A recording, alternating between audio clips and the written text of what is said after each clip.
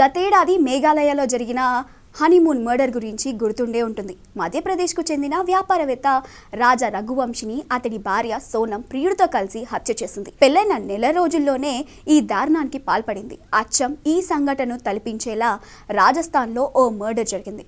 పెళ్లైన కొన్ని నెలలకే ఓ యువతి దారుణానికి ఒడిగట్టింది. ప్రియుడితో కలిసి భర్తను చంపింది.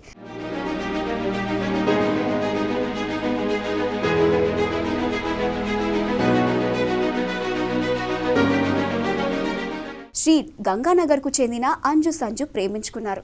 పెద్దల అంగీకారంతో పెళ్లి చేసుకోవాలనుకున్నారు. అయితే వీరి పెళ్లికి అంజు తల్లిదండ్రులు ఒప్పుకోలేదు. అదే ప్రాంతానికి చెందిన ఆశిష్ అనే యువకుడితో 3 నెలల క్రితం పెళ్లి చేశారు. పెళ్ళైనా కూడా ఆమెకు ప్రియుడిపై ప్రేమ చావలేదు. ఇద్దరు తరచూ ఫోన్లో మాట్లాడుకునేవారు.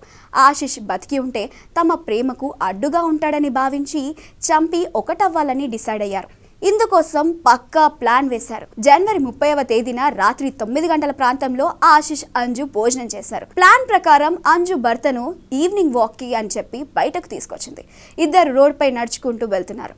ప్లాన్ ప్రకారం సంజుతో పాటు మరో ఇద్దరు రోడ్డు పక్క పొదల్లో దాక్కున్నారు. ఆశిష్ అక్కడికి రాగానే పొదల్లోకి లాక్కెళ్లి విచక్షణరహితంగా దాడి చేశారు. గొంతు నిలిమి చంపేశారు. అంజు తన ఫోన్, బంగారు నగలు సంజుకి ఇచ్చేసింది. జరిగింది రోడ్ ప్రమాదం అని నమ్మించేలా ఆశిష్ను రోడ్డుపై పడేశారు. ఇద్దరిని వాహనం ఢీకొట్టినట్లు నమ్మించేలా అంజు కూడా భర్త పక్కన నేలపై పడిపోయింది. 3 నిందితులు అక్కడి నుంచి వెళ్ళిపోయారు.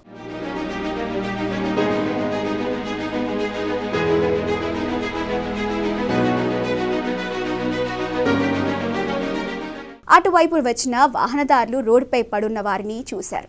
వెంటనే పోలీసులకు సమాచారం ఇచ్చారు. సమాచారం అందుకున్న వెంటనే పోలీసులు అక్కడికి వచ్చారు. ఆశిష్ అంజులను ఆసుపత్రికి తీసుకెళ్లారు. ఆశిష్ను పరీక్షించి వైద్యులు అప్పటికే అతడు చనిపోయినట్లు గుర్తించారు.